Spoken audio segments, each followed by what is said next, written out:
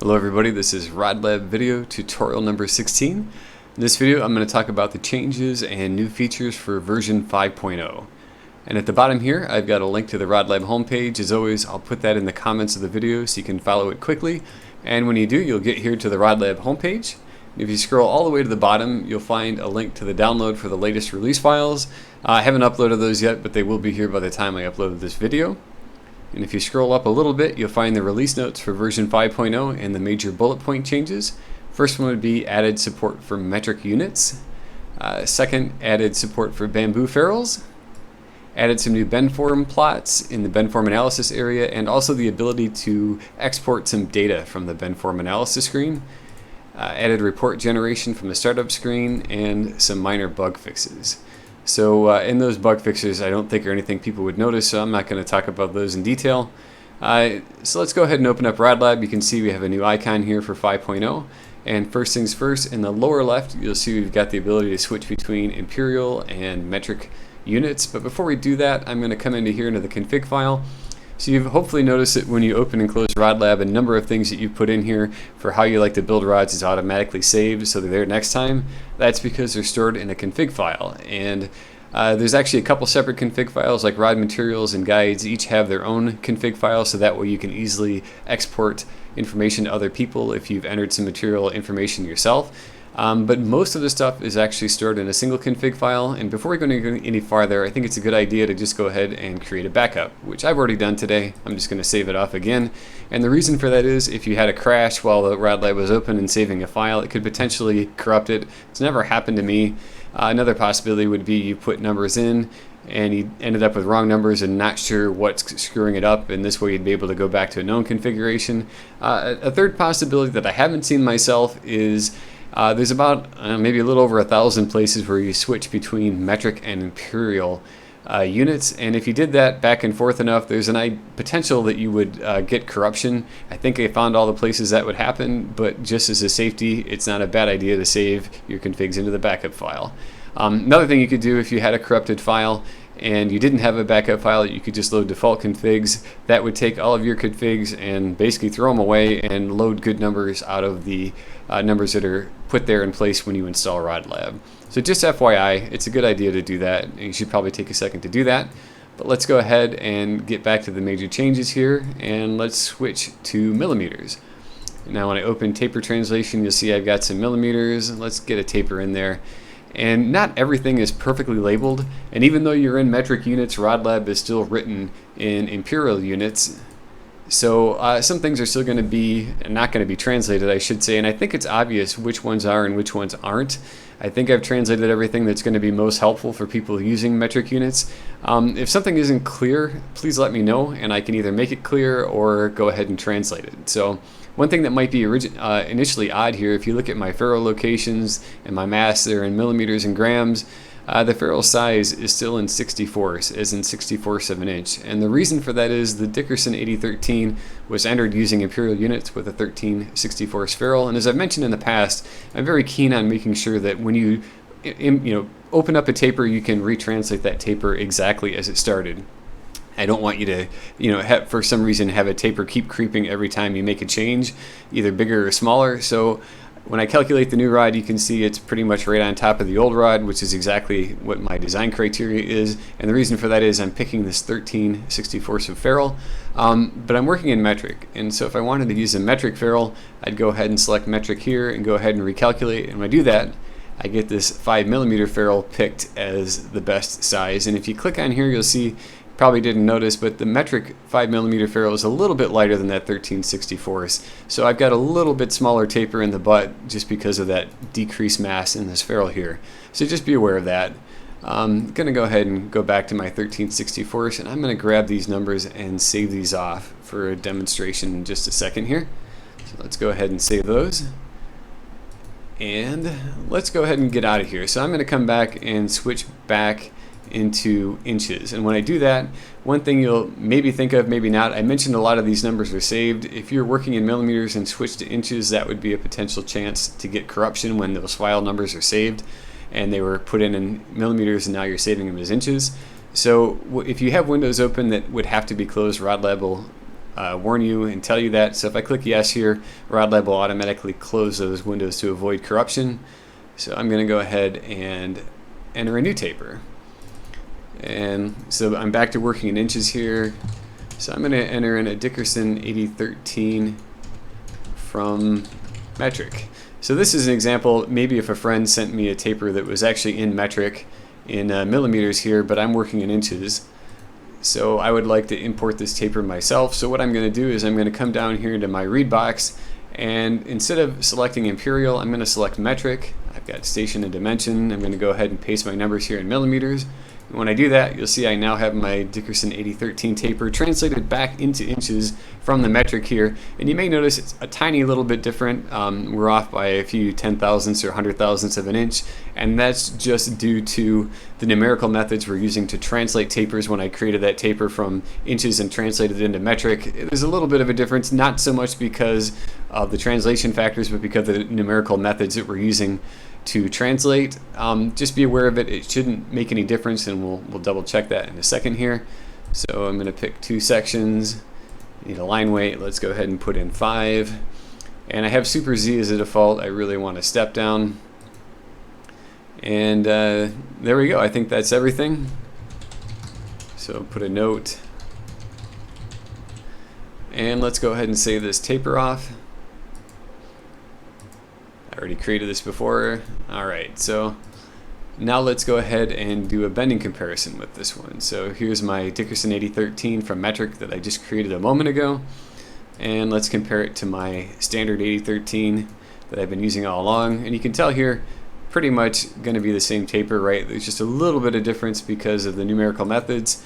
And when I calculate the bend forms, you can see they're basically right on top of each other. If I zoom way in, I can see a little bit of a difference, but basically nothing. So that's exactly what I'm going for here. And again, if you have any questions between what's going on between metric and imperial, please let me know so I can make things more clear. And while I've already got this bend form open, I'm going to point out I've got some other new things in here that you can look at. I've got a cast leverage. So if I look at my bend form, this is going to be this caster down here holding the rod. How much leverage does he have over this line up here in the strictly vertical sense? So one way that might be interesting, if I come in here, if I created the same rod, but instead of having, like, say for example, holding the rod 7 inches below the butt, if I had like a small fighting butt, make that 12 inches, that would quickly, it shows up everywhere. Obviously you can see it here. You can see it in my stress curves and my bend angle. But you can, another way you might want to look at it is how much leverage does the caster have over the line. So just FYI, that's there. We've also got a couple plots for energy stored. This is basically the energy in bending the rod. Where is it stored along the rod length and how much magnitude is there? It's a lot easier. These two tapers are pretty close to each other, but you can get a little better idea of how tapers feel by comparing where the energy is stored, how much and where.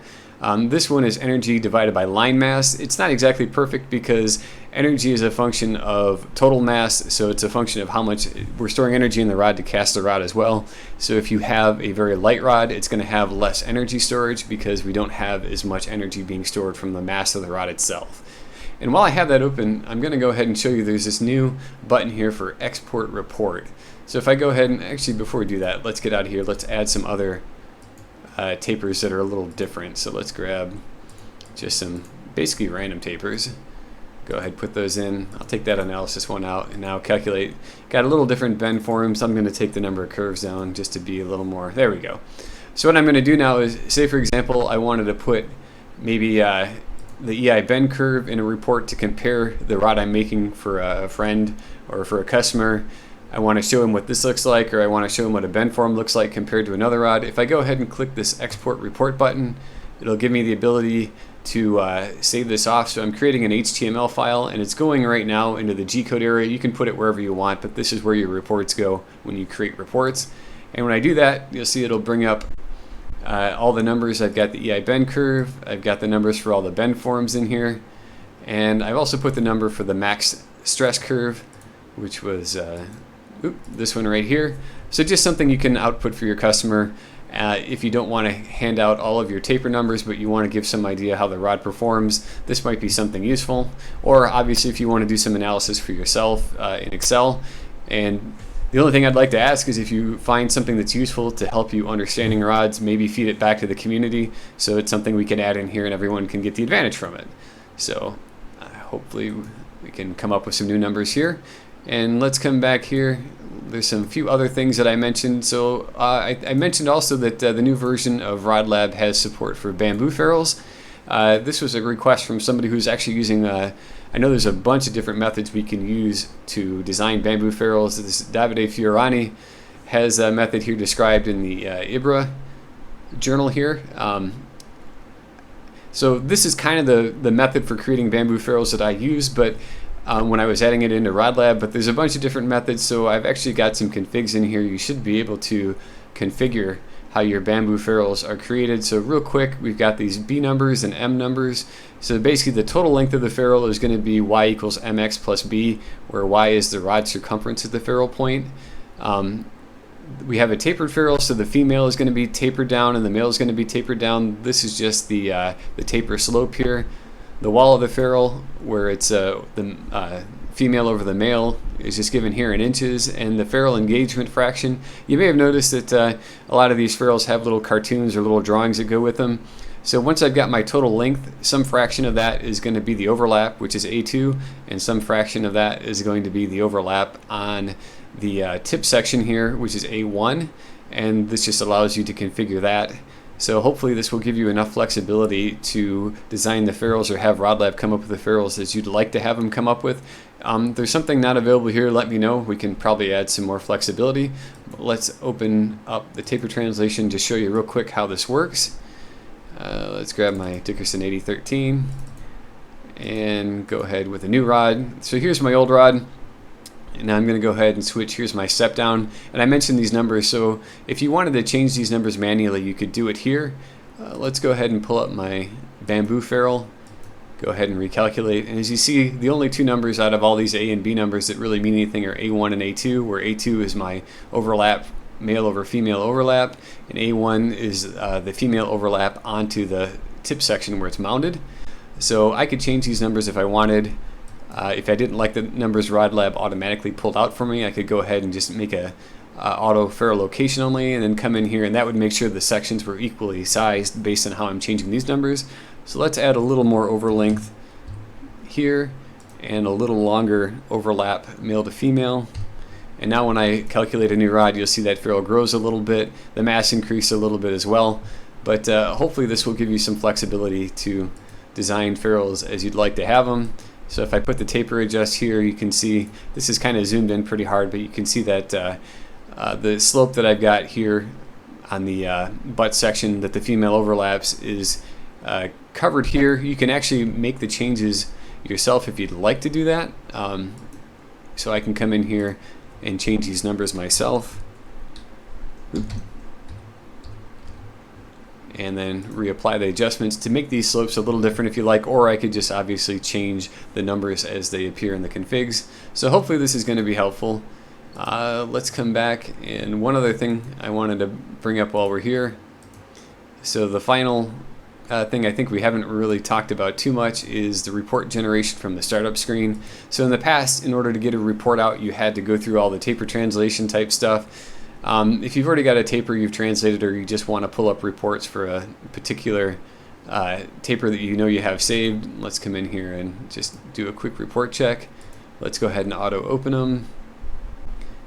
Alright, just so they'll pop up right now and you can see what the report looks like. So let's go create reports, and I'll just pick my 8013, and there it pops up a report from my Dickerson 8013, and it uses the same configurations that I've got in my config to pull up the report.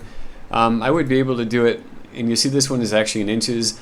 If I had RodLab configured to be working in millimeters, in order to work in millimeters, I'd probably want to change my report a little bit. So taper precision, let's drop that down to 2. Get out of here. So now if I did a report creation and grab my Dickerson 8013, it'll show up in millimeters instead of inches. So I think this has got everything, and again, you'll notice the ferrule size will show you how you created the ferrule. If it was 13/64 because this is again was one that was put in with a 1364 using imperial numbers. So that would be something if you wanted to change it, you'd have to go back and retranslate it again. But FYI, you can go ahead and create reports without actually opening the file and translating anymore. So hopefully that's helpful. I've got some new ideas coming out for the next version, which is going to be hopefully some calm usage, and hopefully finding a way that one thing I've always wanted to do, I make some very hollow rods. I've wanted to create individual G code that would allow me to make the sections where the ferrule, or I'm sorry, not the ferrules, make the sections where the nodes are a little bit thicker to give them a little bit more support strength. So hopefully that'll be coming in the next release. As always, if you have some ideas or find problems, I'd love to hear about it, and hope this is helpful. Thank you very much for listening.